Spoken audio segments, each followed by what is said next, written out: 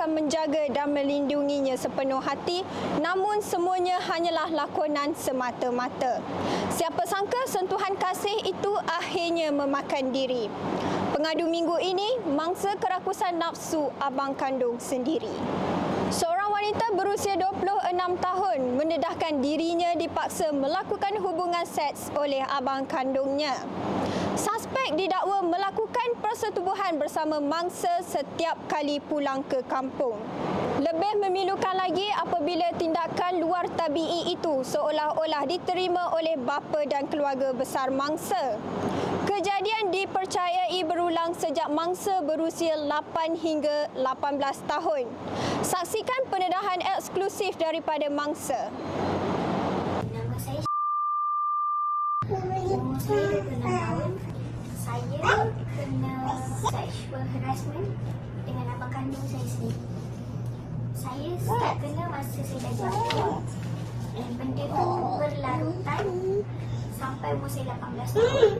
Dan benda ni terjadi masa saya duduk dengan ayah saya sebab parent saya dah berpisah. Masa saya kena tu, dalam masa yang sama, adik tiri saya kena. Saya tak sure umur berapa, sampai bila. And adik kandung saya lagi seorang pun kena.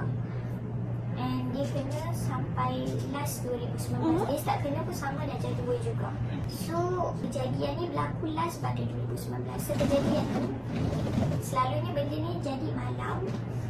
Dan macam mana kita orang kunci pintu bilik pun, memang dia akan dapat masuk. Daripada tingkap ke, daripada bilik air ke, memang dia akan try masuk. And benda ni, kita orang tak cakap dekat orang. Kita orang tak cakap dekat family, kita orang tak cakap dekat siapa-siapa. Tapi bila saya try cakap pun orang tak percaya. Lepas tu, adik saya ada cakap, abang saya cakap dekat dia, try lah bagi tahu orang, tengok orang percaya kau atau tak. And bila adik saya cakap macam tu, saya rasa memang susah orang nak percaya benda macam ni kan. Bila saya kahwin dengan husband saya bagi tahu dekat dia. And tak lama lepas saya kahwin tu, adik saya bagi tahu dekat family saya.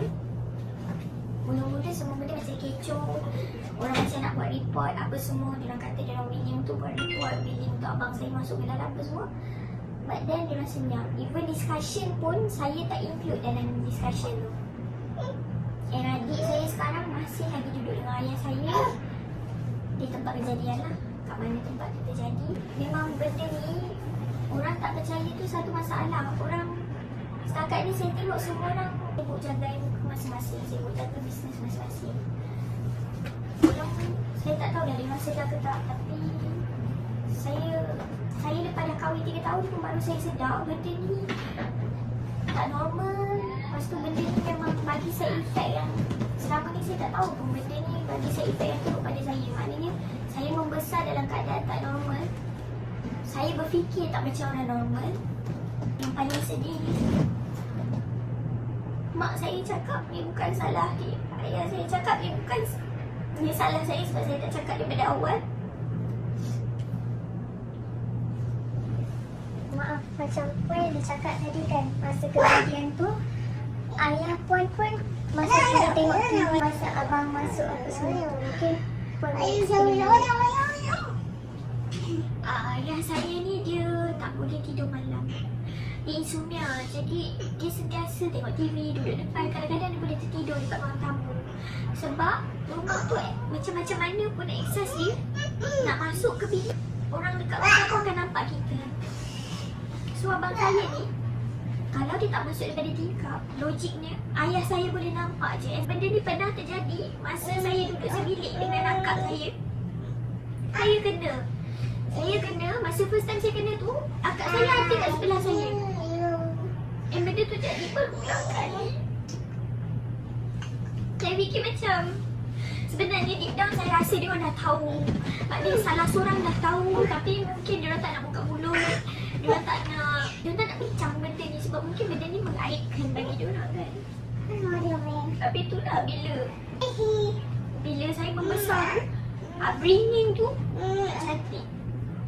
So saya tak nak benda yang sama jadi kat adik saya. Sebab benda ni dah halfway dah jadi kat adik saya.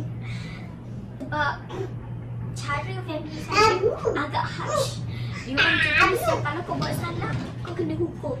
Kalau perlu, kita orang putuskan kau dengan dunia luar, kita orang putuskan. Maknanya by hook or by crook, kau akan dihukum atas perbuatan kau lah.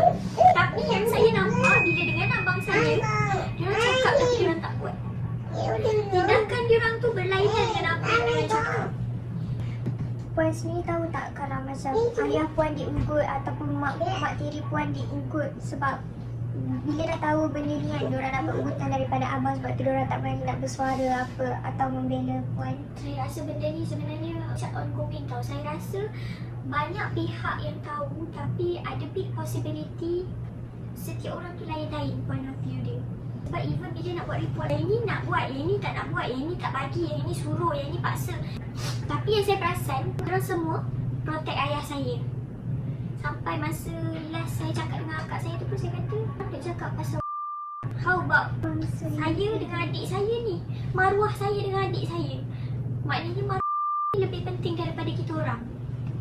Lepas tu akak saya cakap, oh ayah saya dah tua, kesian, tak nak dia mati dalam keadaan macam tu. Macam saya tak tahu lah, saya fikir dia rela ke mati dalam keadaan maknanya tahu benda tu and dia biarkan. Sebab dia cakap dekat saya, sampai dia kata dia nak bunuh abang saya. Dia kata kalau boleh nak lenyapkan dia ni daripada dunia. Tapi sekarang, apa yang dia cakap, dia duduk lepak dengan abang saya. Yang saya cakap ni, maknanya abang saya ni dah buat salah. Dulu kita orang tak nak bersuara, sekarang kita orang nak ambil tindakan. Please, tolong kita orang. Stop blame kita orang. Maknanya yang saya pernah sampaikan. Saya tak tahulah, tapi saya rasa adik saya pun tak boleh berfikir dengan kita boleh ambil tindakan sebenarnya. Kita boleh buat something sebenarnya. Apa je orang kat luar tu yang dengar. Sebab saya rasa dari segi benda macam ni, saya tengok family saya semua macam kalau boleh brush off je benda ni. Maknanya walaupun orang luar tak tahu apa masalah saya, orang luar lebih supportive pada saya. Itu yang saya nampak. Sedangkan saya ni mati-matian. Sampai mak saya pun cakap kat saya, kau memang lebihkan family belah sana je. Bukan saya nak lebihkan, saya rasa saya tu hutang budi. Sampai suami saya pula yang cakap kat saya, itu bukan hutang budi, itu tanggungjawab. Kalau dia orang ambil bela saya, itu tanggungjawab. Macam puan cakap tadi, adik puan ada hantar WhatsApp kat puan cakap dia lebih rela duduk dengan perokok. Adik saya tu, dia jumpa mak dia, dia cakap dekat mak dia. Sebab dia gaduh dengan mak dia. Saya tak tahu apa reason, tapi saya rasa ayah saya pun memang purposely cakap something yang bagi dia benci mak dia. Dan tindakan ayah saya tu kalau mana-mana pihak tengok pun akan rasa patutlah kau benci mak kau. Logik je. Yang adik saya ni dia pergi dekat rumah mak dia masa tu dia cakap dia dah packing barang mak dia tanya, duduk sana balik tak? Adik saya tipu dia kata tak balik.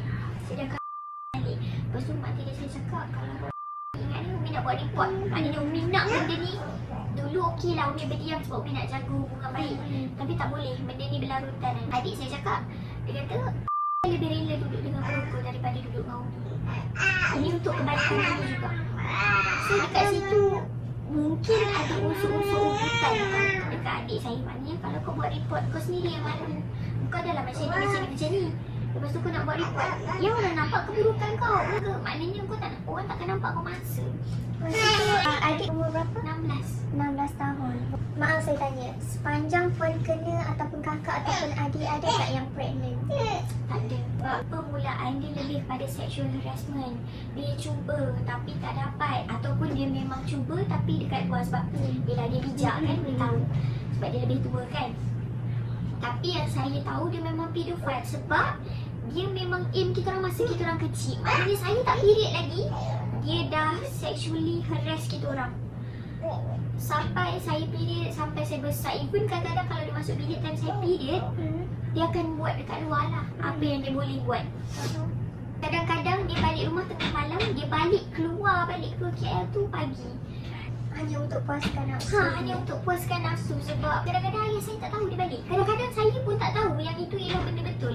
Saya ingat macam aku mimpi kot. Sebab memang masa kecil, kita orang ni besar dekat area kampung. Jadi kita orang balik sekolah pukul 3 tu, pergi kau siben, cakar sampah sebab rumah saya tu besar. Jadi kerja halaman tu banyak tu dia orang handle. Jadi bila malam kita orang tidur, kita orang betul-betul tidur. Sebab ayah saya tak bagi kita orang tidur siang. Memang tak bagi. Jadi bila malam tu kita orang tidur macam orang pengsan lah. Tapi kita orang sedar juga dengan kuasa Allah kan, kita sedar juga bila benda tu terjadi. Kadang-kadang kita orang sedar, kadang-kadang tak. Tapi ada big possibility saya banyak kali tak sedar. Sebab kadang-kadang saya sedar, lepas dia dah siap semua benda, baru saya sedar. Tapi yang masa umur saya 18 tu, itu memang penetration. Itu memang dia purposely buka baju saya. Dia memang macam cara dia buat tu memang aku tahu, kau tahu. Tapi aku nak biar je. Maknanya aku nak buktikan dekat kau tak boleh buat apa. Memang dia tinggal saya dalam keadaan saya tak berbaju. Faham. Tak kisahlah waktu lepas ke ataupun sebelum jadi ke, dulu ke, bila-bila. Masa dia jumpa dengan Puan, maksudnya macam kita tengah makan sekali kan, cakap pasal semalam ke ataupun dia main-main puji badan kita ke, kutuk kita ke. Abang saya dengan saya, Gurau. kita orang sangat dah mesra. Masa yang kita orang kata nak bonding adik-beradik tu, dalam memori saya lah sekali. Itu pun masa tu saya dengan adik saya sebab dia nak ajar bawa kereta. Itu sahaja masa yang kita orang macam orang kata berborak banyak lah. Itu paling banyak bagi saya kita berborak yang saya ingat. Sebab kebanyakan masa dia buat hal dia, saya buat hal saya. Cuma adik saya yang kecil ni dia lebih rapat dengan abang tu. Mungkin dia adik, dia bongsu, dia manja dengan semua orang. Yelah, salah saya sebab tak ada tahu benda ni daripada awal. Mungkin benda tu dah normal bagi dia. Okay. Kenapa sekarang baru Puan nak bersuara? Sebab after dah bertahun-tahun, husband saya bagi tahu benda ni salah tak salah, dia kata. Sebab saya lepas kahwin and lepas saya bersalin, mungkin sebab orang kata lepas pantang hormon kita tak balance, sampai lepas saya kena panic attack masa mengandung. Saya tak tahu pun benda tu panic attack. Tapi bila saya baca simptom baru saya tahu. Sebab saya tak boleh bernafas. Saya jadi macam panik lah, memang panik. Saya tak boleh bernafas. Saya rasa dada sempit, lepas tu saya menangis. Sebab kita rasa cemas yang tak tahu apa punca dia. And saya banyak buat percubaan benda bodoh-bodoh. Contoh macam masa saya mengandung anak, saya minum klorok. Saya rasa saya tak worth it untuk mengandung. Saya tak worth it untuk dapat anak hidup normal. Lepas tu, lepas saya bersalin, sampai tak saya tak boleh terjamin. Saya rasa saya kotor, saya rasa jijik. Dan memang bila saya membesar tu, sebelum saya kahwin, saya, nasib baik saya ni tak buka tudung je. Apa benda yang orang kata saya boleh buat supaya saya lupa benda tu, saya buat. Nasib baik saya kahwin awal. Kalau tidak, saya tak tahu kat mana saya sekarang. Tapi along the way tu yang saya boleh cakap, hancur lah hidup. Memang hancur. Orang hina kita sebab perangai kita pelik sangat. Memang pelik. Tapi pada awal saya cakap saya just nak kahwin. Bagi saya kahwin, saya just nak kahwin. Saya nak ada orang kat sebelah saya. Kakak saya cakap, kenapa? Kenapa nak kahwin? Apa yang kau kejar? Dia kata, saya tak boleh zahirkan benda tu sebab saya tahu kalau saya cakap macam saya desperate sangat kan. Memang betul saya desperate nak kahwin. Sebab saya rasa ayah saya tak boleh protect saya, abang saya gunakan saya. Sebab deep down saya rasa memang tak logik kalau ayah saya tak tahu selama ni. Takkanlah sekali pun dia tak pernah nampak abang saya keluar daripada bilik itu. Janganlah guna alasan pergi toilet ke apa, sebab benda tu tak logik. Memang tak logik. Okay, untuk saya sebenarnya macam mana Tuan boleh nak bawa isteri untuk suarakan benda ni? Sebab saya rasa benda ni mana-mana orang waras pun tak tahu benda ni salah. Sebab untuk saya yakinkan dia untuk bawa buat benda ni, saya sendiri tahu lepas kahwin. Tapi untuk saya yakinkan dia kan 3 tahun. Lepas 3 tahun kahwin dah anak 2, nak 4 tahun lah, barulah dia nak bersuara. Bagi saya tak boleh biarlah orang macam ni keluar kan, bebas dekat luar sana kan. Tambah-tambah lagi adik saya masih dekat situ dan pelaku masih boleh balik ke rumah tu macam tak ada apa, boleh sembang dengan keluarga macam tak ada apa, boleh bergambar sekali tanpa rasa bersalah. Tak ada sebesar zarah kesalahan pun. Bila saya borak dengan abang dia, bapak dia, tak ada satu zarah untuk kesalahan pun dia orang rasa terhadap adik ataupun anak lah, untuk protect. Macam Tuan sendiri, Tuan pernah bersuara dengan ayah, dengan adik-adik beradik yang lain. Apa respon diorang terhadap kes ni? Benda ni, buat saya, dia ada bagi tahu lepas saya kahwin. Betul-betul, baru beberapa hari lepas saya kahwin dengan dia, saya memang sedih lah, memang sedih sangat sebab bini saya sendiri. Lepas tu time tu dia tak nak buat report. Lepas tu dia kata orang tua dah tak buat lagi. Saya ingat okey lah, okay, dia dah berubah. Saya tak tahulah. Dia last kena 17 tahun dah, dia dah umur 26. Dia dah agak lama jugalah. Tapi 2019 berlaku lagi kepada adik dia lah. Adik dia WhatsApp saya dan saya call bapak dia. Saya bapak bagi saya call.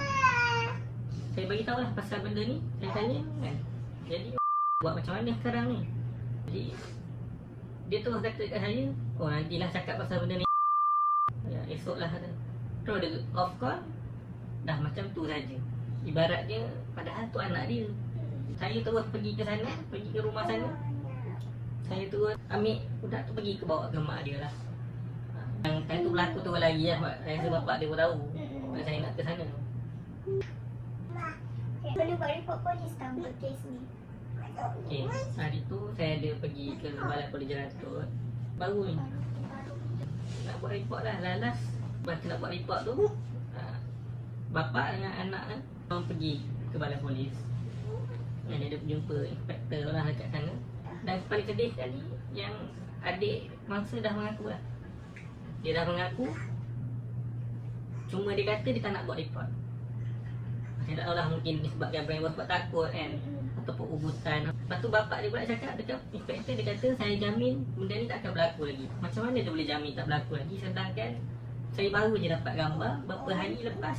Dia bergambar satu keluarga, abang dengan si pelaku tu, dengan abang dia seorang lagi, dan bapak yang bergambar macam tak ada apa. Okay. Puan dengan Tuan tahu apa risiko bila benda ni kita bawa ke depan kan? Tuan pun bersedia atau tak? Sebenarnya saya takut nak ke depankan benda ni pun sebab apa saya fikir macam apa efek dia pada anak-anak saya, apa efek dia pada saya pun in future. Saya takut saya terjejas pekerjaan saya ke kehidupan hari-harian saya. Tapi sebab betul cakap suami saya, kalau saya tak ke depan, adik saya sampai sudahlah macam tu hidup dia. Saya tahu orang kat luar sana banyak je orang macam saya, tapi dia rasa kalau dia cakap pun tak ada siapa nak dengar. So, saya bukan buat ni sekadar untuk diri saya. Satu, saya nak ketenangan. Kita bukan sekadar kejar dunia je, kita kejar akhirat sama. Kat akhirat kita tak perlu nak berjawab kat siapa dia. Bukan kita pejam mata telan je. Satu, saya nak tanya Nasa, apa yang Tuan Puan harapkan untuk semua yang Sejujurnya kalau boleh lah, saya nak pelaku tu ditangkap lah. Sebab dia tak boleh hidup bebas kat luar sana. Kalau berlaku lagi, kalau kata dia kahwin, ada anak, berlaku dekat anak dia sendiri, ataupun berlaku dekat anak orang lain, kita tak tahu. Jadi saya rasa memang tak boleh bebas lah orang macam tu. Itulah saya harapkan, kalau boleh lah. Sebab saya dah cuba dekat polis dan saya tak dapat keadilan lah. Saya sangat, kalau boleh lah memang ke dalam lah. Apa hukuman dekat Malaysia ni boleh bagi lah. Sebab bagi saya orang macam ni, kalau kita biar kan, berlaku dekat orang lain lagi kesian. Berlaku dekat anak dia, siapa nak tahu? kalau Puan? Saya just harap semua yang dapat bantu dari segi, maknanya biar semua orang nampak perkara yang sebenar. Bukannya sibuk nak tutup, fikir benda ni aib, fikir jaga maruah. Sebab bagi saya sebenarnya, kalau normal lah keluarga kita orang, benda ni dah lama dah settle. Maknanya kalau benda ni tak perlu dipaksa macam ni, tak ada siapa pun akan terjejas. Saya kalau boleh nak dia masuk, tak kira macam mana cara pun. Sebab saya, bila saya buat apa-apa, saya kena hukum, saya kena benci, saya kena caci, saya kena maki, saya kena pukul. Kenapa dia tak kena apa-apa? Dia memang patut kena. Mungkin Puan ada nak luah sesuatu isi hati Puan untuk ayah Puan yang selama ni tutup mata lah berkenaan kes ni. Dia macam ni sebenarnya, dia bagi impact yang dalam. Dia bagi impact yang sangat dalam dekat anak perempuan. Sebabnya benda ni agama sendiri cakap ayah tu kena bagi kasih sayang dekat anak perempuan sampai dia tak perlu jadi kasih sayang kat luar. And termasuk sekali lah protect anak perempuan. Saya sangat kesal sebab bila benda macam ni jadi, bila saya jadi tak normal, dia tak nampak efek dari segi mental. Yang dia nampak saya hari ni, oh tak nak contact. Sebenarnya Macam mana saya nak tengok muka dia kalau dipertahankan? Dipertahankan abang saya. Tak kisahlah pasal maruah ke apa. Kenapa daripada awal pun, kenapa dia tak bawa abang saya pergi balai? Salah ke tak salah kan? Kenapa dia pertahankan orang tu? Kenapa dia stay bawa adik saya balik rumah tu? Dia kata benda ni tak akan berulang. Di bawah jagaan dia, lepas semua orang tahu benda ni berulang lagi. Apa yang boleh jamin benda ni tak berulang? Patutnya kita orang boleh hidup normal je.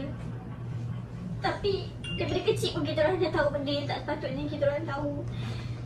Benda ni bagi efek yang sangat besar sebenarnya. Mentally dia bagi efek yang sangat besar.